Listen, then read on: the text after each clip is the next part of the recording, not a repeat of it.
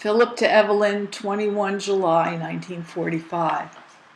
Sweetheart, got back all in good order last night just before midnight. I caught the 12:35 train at Middlesbrough, so it took me longer to come than it did going.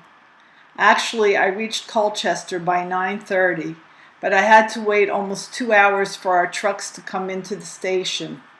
However, it was a wonderfully cool summer evening, auf dir gesucht gewähren, meaning may it happen to you. So I didn't mind the wait too much. Klein had gone to sleep early, for a wonder, so I didn't learn till this morning that the snaps had come. I'm enclosing them herewith, which, with my furlough letter, should make this quite a worthwhile packet. I've put some comments on the reverse sides of the snaps in order to call your attention to the interesting features. Hope you aren't shocked to any great extent at my appearance. You see, having lived with myself these 2 years, I'm really in no position to know whether or not I have, quote, deteriorated, end quote, to any great extent. Frankly, honey, I must admit to a certain amount of apprehension as to your reaction. Will you recognize, quote, your Phil, end quote, in the snaps? I will be most anxious to hear your answer, darling. Klein had been good enough to pick up my mail, which I read in bed this morning before rising. And what a stack there was.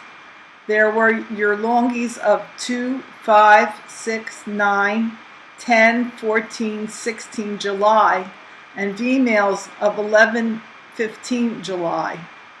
One letter contained the 2 snaps of the pumpkin showering herself in the basin. Very nice, and tell Pete thanks for me, but I'm disappointed with your lack of imagination, baby. You write that at the time these snaps were taken, you were in your shorts and barefoot. Didn't it strike you that a snap of you thus might go far toward allaying a certain hunger to see, quote, more, end quote, of you that's been plaguing me this long, long time? To say I'm disappointed is putting it mildly. I could kick you for not thinking about it. Much of your letters were devoted to the apparently terrific heat wave you had during the early part of the month and the means you took to defeat it. Baby, if you could only have been with me these past few weeks. There are a few edifying paragraphs about Adele and her latest bright doings that made me want to rush right home and eat her all up. You do well, Chippy, to keep a close watch on me when I do get home, because I'm liable to do just that. No kidding. And who's going to keep me from eating you, I wonder? Was tickled to hear about Sid's being discharged. He and Tante and Uncle Nish must be nearly in 7th heaven. Now, if only the war against the Japs would reach a quick and happy conclusion, then we'd all be able to rejoice with full hearts. At that, sweet, the way things are going down here, there, I can't see us seeing action in the Pacific Theater, especially if we don't get home till November. Dr. Soong, the eminent Chinese statesman, has made an unqualified statement for today's press to the effect that Japan will surrender before the end of the year, or at the latest early in 46.